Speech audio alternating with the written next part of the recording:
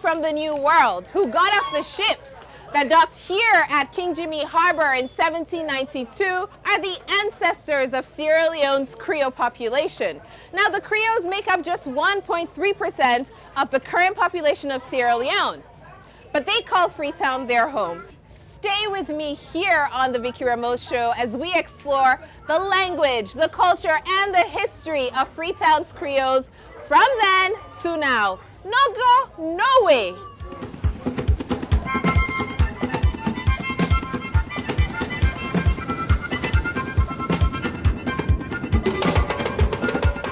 You can tell that this used to go all the way there, but then it broke. So technically we could have like a boardwalk. That would be so nice.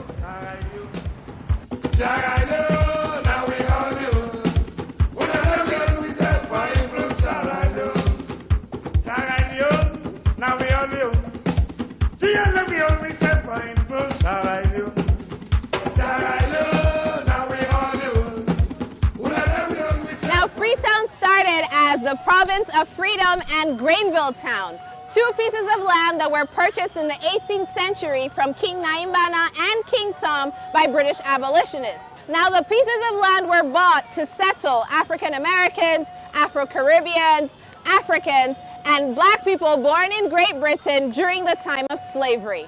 La, la, la, la, la, la, la, la, la. So I'm at the Cotton Tree, which is probably Sierra Leone's most important monument. Absolutely the most important monument in Freetown. The Cotton Tree is the landmark and the historic symbol of Freetown, the capital city of Sierra Leone.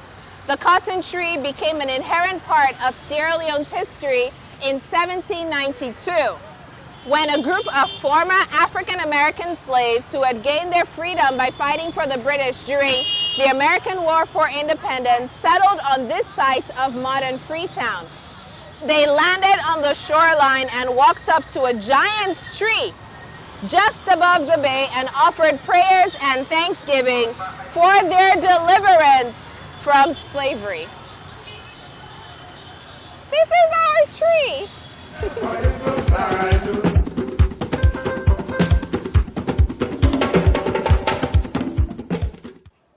Whatever anybody else may say, the settlers' descendants declare most solemnly that the colony of Sierra Leone is held by England as trustees on behalf of and for the sole benefit of the free community of settlers, their heirs and successors, under the deed of conveyance made between King Naimbana on behalf of himself and all other Timni kings, princesses, chiefs, and potentates, and His Majesty King George III of Great Britain. The Union also declared that the Sierra Leone Krios are the direct descendants and heirs and successors of the free community of settlers above mentioned. Today I am talking to Mrs. Cassandra Garber, who was born in 1927, before most of our parents, their parents, even thought of having them. And I'm here to find out a little bit more about Krios of Freetown, their history, their culture, and where she thinks the Creodom or Krio Kingdom, Creodom, both locally and globally, have to look forward to in the next, I don't know, 50 years, in the next 100 years. Thank you so much for coming on the show. It's a pleasure. Well, it's not Krio. Yes, not Krio. We did talk Krio on the show today. Yes. So this passage where I read now from documents where you give me, where writes Sierra Leone Settlers Descendants Union, now part of una Now the I guess, established decree of like where Freetown be initially established as the colony for free slaves. well, at the time when the people begin realize, because now we crew them, yeah, this is now our homeland. But after some time, of course, when people don't they come from the protectorate or upline, and all gradually Whitman don't they encourage them, the people from England, who then I mean the colonial government, and themselves don't find out say the improvement we done there may entice them, make them glad for come. Then don't science and don't they show say this then can push in a corner. Right. Now the people them, then the elders then at that time The Krio elders. the Krio elders, of course, this time in the late 40s, early 50s, then get together, say, let them come together and protest to the colonial government. Because right from the start, Vickie, the arrangement was, maybe say when the settlers then come, when the Nova Scotians and Maroons and Kenya, then go free. But the, what I go call big eye or the bad feeling with the white man, they may get say black man, they still may the members say for keep we as slave, they not agree for let go and make we become free. Well, the set of people then we left America, we go direct to Liberia, then lucky, because when they go there, they establish the American government leaders and they're not interested Right. in that. So then get that good luck there. Well, when they reach there, they left them to themselves, so they start from scratch for be free. Because now the freedom make themselves left America. Right. So now the freedom we ancestors themselves want with the Kenya. But then the people, the governing group, with them, the British government may arrange for say for help let the settlers then settle down. Then don't see now say it go easy for them for make them keep them people here like slave. How them don't use forget slave. So then refuse for let go. So after some time, of course, quite a few people then one will understand what in all this there about. Don't begin for say no, not to sow it for B, not to sow it for B. And many people don't know. Now that make bonds, of course, that part of bonds, part of the area where the freed slaves them in, go with them and they bring them. And when the British government, then the colonial government realized, say, so the one that we do on the mainland there, then yard on the open for fete, then begin for sort of what we go say exile them, go bonds. Okay. You know, So so now being once punishment. yeah, so once they there, they no go able for come Freetown, Okay. for come open the young all other people then yeah, the one we Right. don't sabi Yes. book and don't. But can you remind them say na freedom be make we Yes, come? yes, yes. So Okay. Well, so now then then form this settlers union so that they can get a louder voice for say no, this is what we want. how you think the education they shape who that Krio person be? Well, first of all, we don't born make them as part of we culture and tradition. I make even, as we they say, even the picking them where we could say then the men, provincial picking them. Then you must go school. If you like what they say now, then they do the housework, but you must go school. You see? So because we know say now that go improve your thinking and go help you for know how for behave, waiting right waiting wrong. What else I want to ask you about is like, tell me about Creole religion. What's the importance of religion to Creole culture? And also, if una can make distinction, because, you know, we know say, some people and then Afrobe, we're not Creole, but they're not too Christian, right? So if you can... that religion side, we accept most, don't you say, we Creole, we unique. We get the one that when a Christian, the one that when a Muslim, then they go. But we all they mix. We know they look down, say this. When I young, I remember Ramadan Eve, then we all night in then I treat the dope, the behind the lantern. Christmas too now.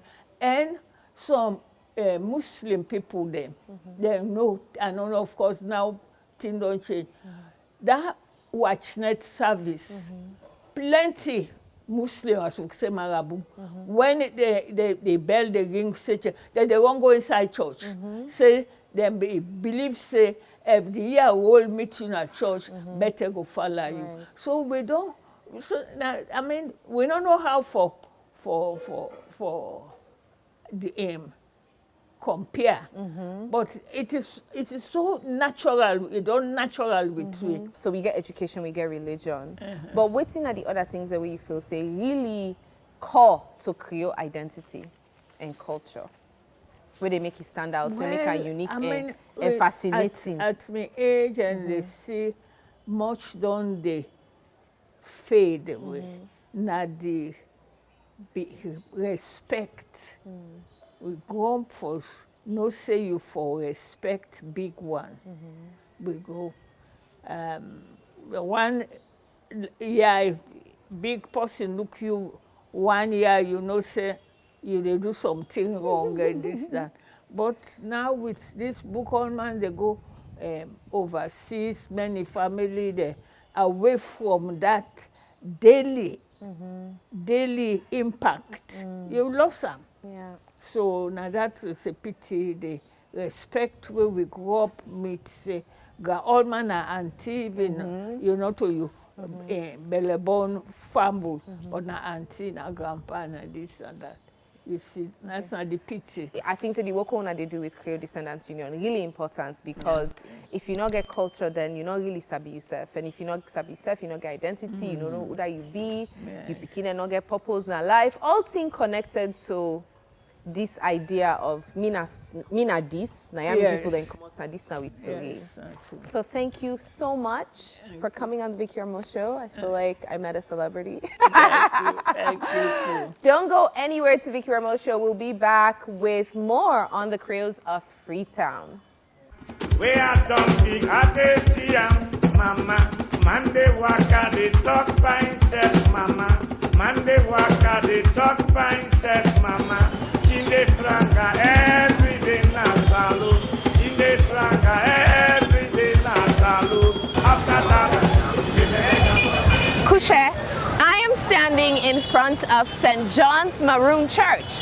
Founded in 1808, it is the oldest church in Sierra Leone, and the people who built this were freed slaves from Jamaica.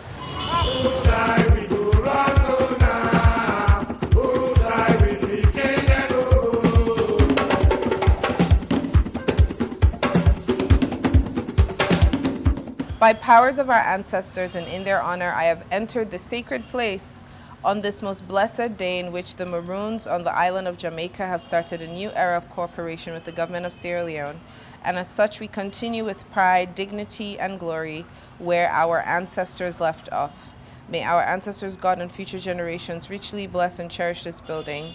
Blessings and powers. What's his name? J.M. something. I can't really read this. Minister of Finance and Maroon Secretary on the island of Jamaica, accompanying Moortown, Scots, Halls, and Charlestown. Interesting. Very interesting. It's some people from France. Yeah, how far back does... Okay, no, you change it every year, I'm guessing, when the book fills up. Yeah, so this is from the last 10 years. years. Oh, last 20 12 years. 12 years. Wait, 2008. 2008. That's 12 years. ago. 12 years. Wow. Okay. This is fantastic. So we're at the Maroon Church. We're just, having this conversation. So I have to talk Krio because this is the show. This episode now about Krio people there in Freetown. How long the church on day as national monuments? The church actually became a national monument in 56, I suppose. Okay. And what's in that mean for the church? Like, okay, where the government say, okay, a national monument, and so? Or you go ask me back. Say, no, not really. Okay. It's a place of, it's a place set aside nationally as a relic, and I dare say it's on the basis of for most part, it's sorry for the talk this not clear. Yes. For most part, really, a monument and relic by name. Right. Because the church predominantly is funded by the church activities, right? Church activities. Okay. Okay. Though recently, it was in 2016. We've been get some support from the Monument and Relic Commission. Okay, for do refurbishments. For do some refurbishment. Okay. With specific reference to the roof. Okay. Some rafters on the okay, roof. Okay. And a few other things. Okay. But otherwise, it's predominantly like self-funded. Not church. It's because it's an active church. It's a monument by name. Yeah. It's a living monument or a living relic. Because I think most of the other monuments in a salon of Freetown, na place there where people are no longer they use, right? So they're kind of like relic and ruins, right? Then just did nobody know they go, nobody know they tend. But here it's a living monument, so maybe not that make governments not is too yagba for possibly. Possibly. But right. So this was the church that the Maroons who came as early settlers after the colony was founded built as their place of worship. Yes. Okay. Could you can tell me a little bit about the Maroons, them as a people, Uda na been them, and how they manage for Kana Salon of the colony of Freetown? Okay. Well, the Maroons, them basically from what history to tell we, now be people away being come off from Jamaica. Yeah. But before they go to Jamaica, there were people who were largely being come up from the Gold Coast, what is currently known as Ghana. Yeah? And then take them into slavery. Then did it for a while. Then we then at the island of Jamaica.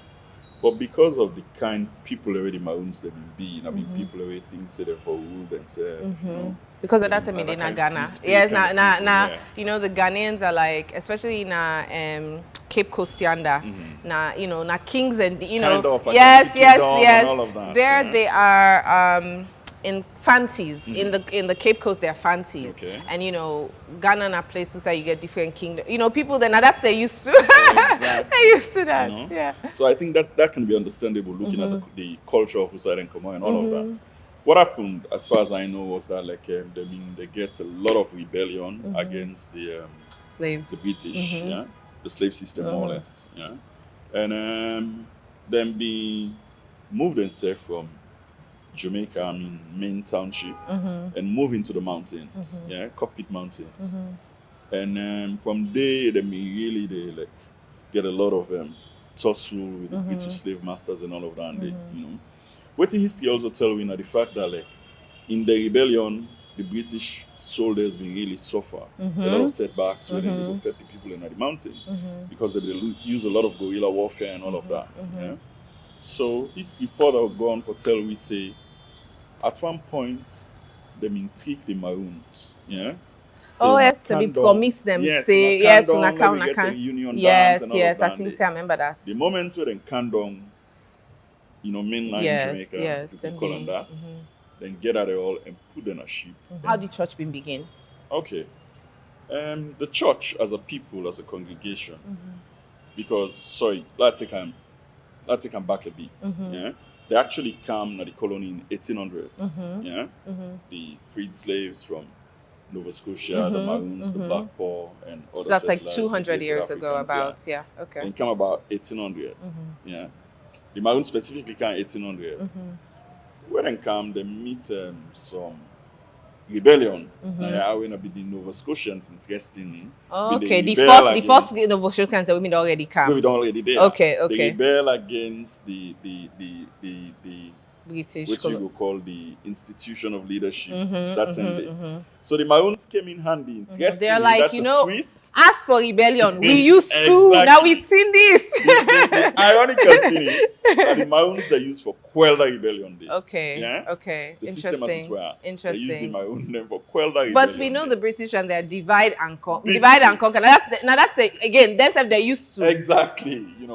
So they help for quell the rebellion, and slowly then become integrated into the with the Nova Scotian. Yes, exactly. Okay. The church, like I say, as a congregation started around about 1808. Yeah.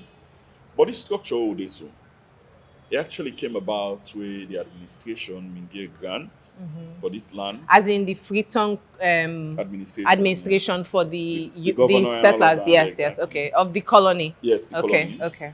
If you just take a look up at the roof, history also tell we say the roof, the timber the way they use, predominantly in the roof. That's the proof of the vessel we bring in camp. Okay. That's fantastic. And some of them pews there as well. Some have been refurbished over time. But some of it are the original. But them pews there, the original one that we've been there. With the mixers, they go along because of you need to. decay. You're not and all able that stuff to preserve. But the pews, the roof predominantly.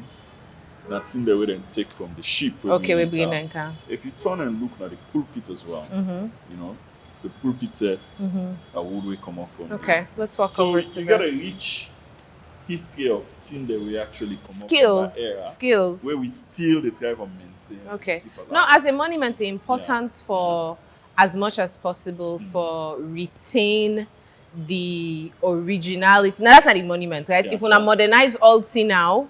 Like somebody go say, I want to go make this, make the chair, this, make that. This person has always go. But in terms of like history, where you try to preserve a history of a structure, where like an architectural, the design, all team and the building important for preserve the history because now that's not the story. Yes.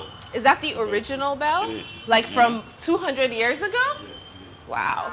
Well, unfortunately, we just can't ring the bell. It says bell ring 8 o'clock. So you can only ring it every day at 8? Not every day, on Sunday. On Sundays at 8. Yeah.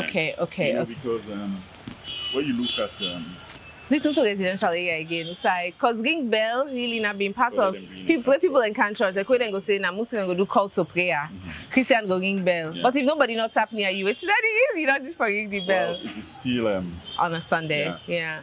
Waiting and no see people can say like now if we ring this bell, people they probably might come.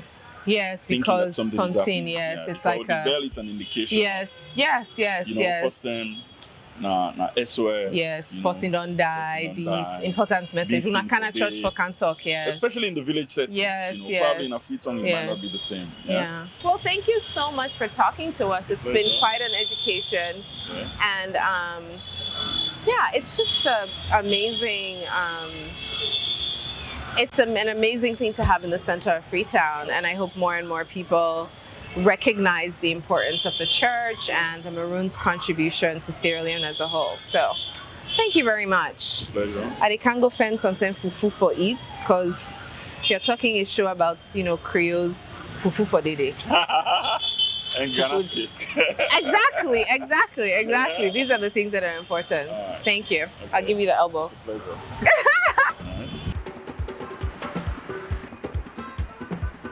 Mama, I don't see what you tell me, ma. Where I don't see, I don't see how we see, mama. Where I don't get sense, I don't see how we see, mama. Monday waka, they talk fine step, mama. Monday waka, they talk fine step, mama. After that, you let me go TV. Who shall I be go wrong, go now? Who shall we be kill the go?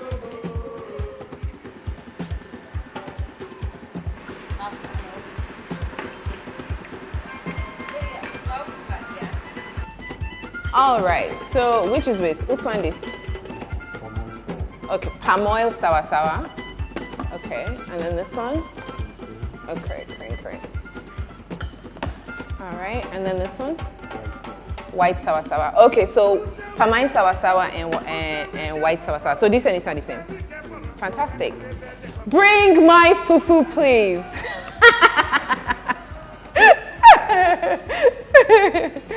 Thank you so much. Okay.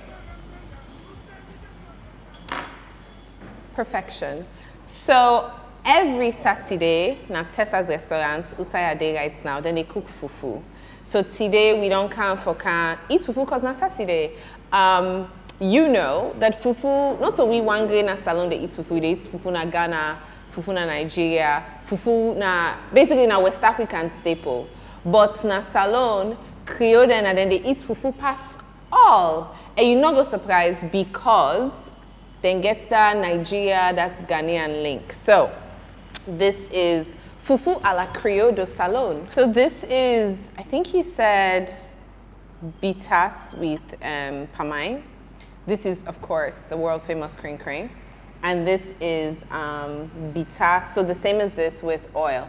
I just want to tell you guys that in Ghana, they also have crane crane and they call it TZ. And it's very common in northern Ghana. And then stuff they eat with their own kind fufu and banku. Just want you guys to know, a little tidbit. So I'm just gonna taste this for una no say me not like for eat boku, but from time to time, for this show, I go through strain. So this go get smoked fish, you go get kanda. I think kanda, African Americans say chitlins.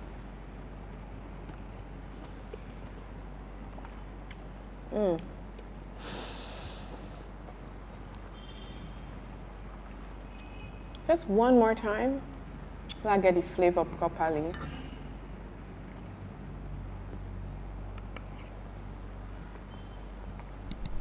It's so good. Now let's do the white one. For those of you who may not want any palm oil. Toss. Also a banger. Also a banger. You know, you also have kanda in here, you can see. For those of you who don't know what kanda is, it's just like skin, cow skin that's been cleaned. It also has smoked fish. Get some of that fish.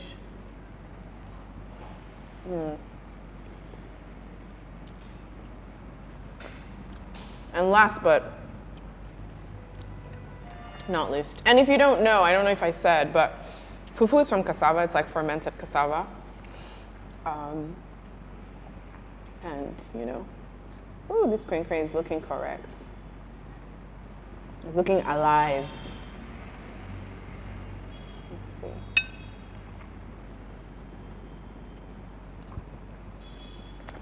Oh, that's good.